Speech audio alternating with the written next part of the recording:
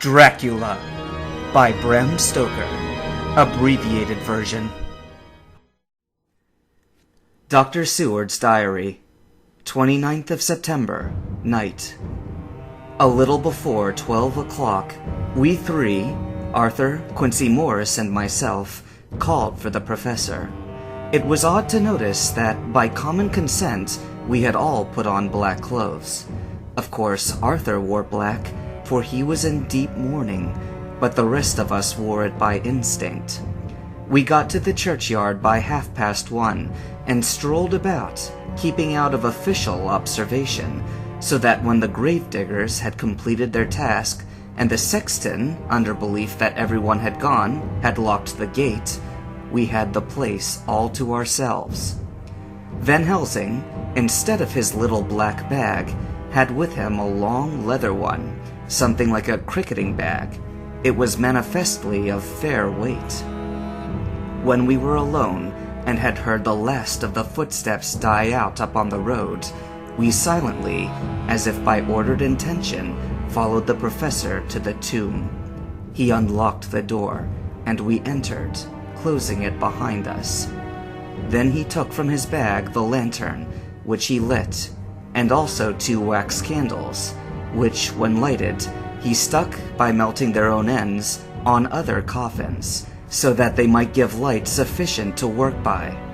When he again lifted the lid of Lucy's coffin, we all looked, Arthur trembling like an aspen, and saw that the body lay there in all its death beauty. But there was no love in my own heart, nothing but loathing for the foul thing which had taken Lucy's shape without her soul. I could see even Arthur's face grow hard as he looked. Presently, he said to Van Helsing, "Is this really Lucy's body, or only a demon in her shape?" "It is her body, and yet not it.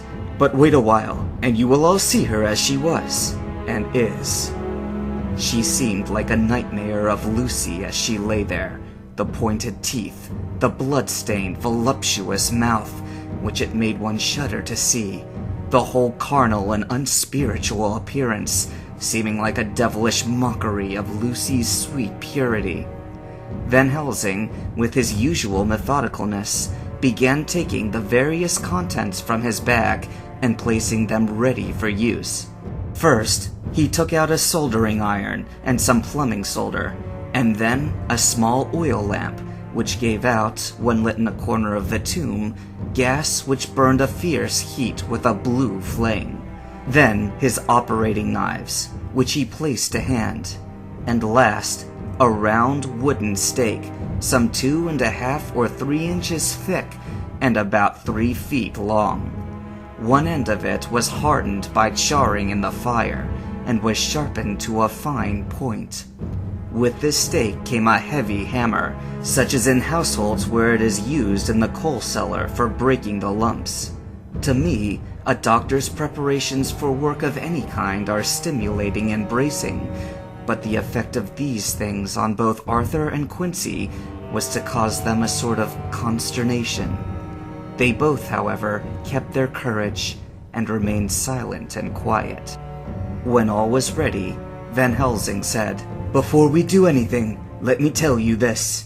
It is out of the lore and experience of the ancients and of all those who have studied the powers of the undead. When they become such, there comes with the change the curse of immortality. They cannot die, but must go on age after age, adding new victims and multiplying the evils of the world. For all that die from the preying of the undead becomes themselves undead, and prey on their kind. And so the circle goes on ever widening, like as the ripples from a stone thrown in the water. Friend Arthur, if you had met that kiss of which you know of before poor Lucy died, or again last night when you opened your arms to her, you would in time when you had died have become Nosferatu, as they call it in Eastern Europe, and would all time make more of those undeads that have so filled us with horror. The career of this so unhappy dear lady is but just begun. Those children whose blood she suck are not yet so much the worse, but if she live on, undead, more and more they lose blood, and by her power over them they come to her, and so she draw their blood with that so wicked mouth. But if she die in truth, then all cease. The tiny wounds of the throat disappear, and they go back in their place unknowing ever of what has been. But of the most blessed of all, when this now undead be made to rest as true dead, then the soul of the poor lady whom we love shall again be free. Instead of working wickedness by night and growing more debased in the assimilating of it by day, she shall take her place with the other angels, so that, my friend, it will be a blessed hand for her that shall strike the blow that set her free. To this I am willing, but is there none amongst us who has a better right? Will it be no joy to think of hereafter in the silence of the night, when sleep is not? It was my hand that sent her to the stars. It was the hand of him that loved her best, the hand that of all she herself would have chosen, had it been to her to choose?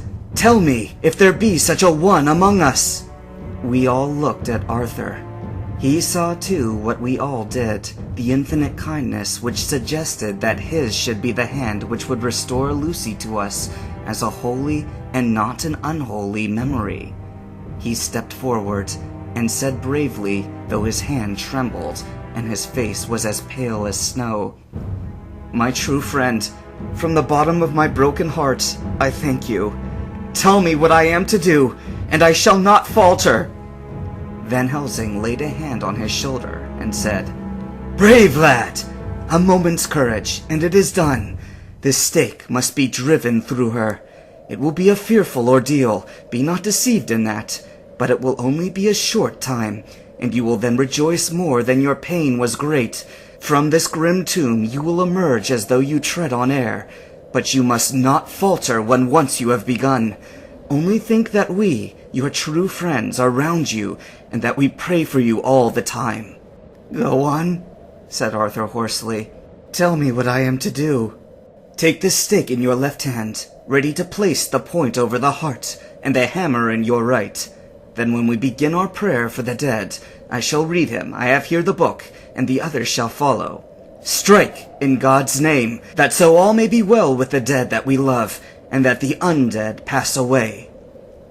Arthur took the stake and the hammer, and when once his mind was set on action, his hands never trembled, nor even quivered.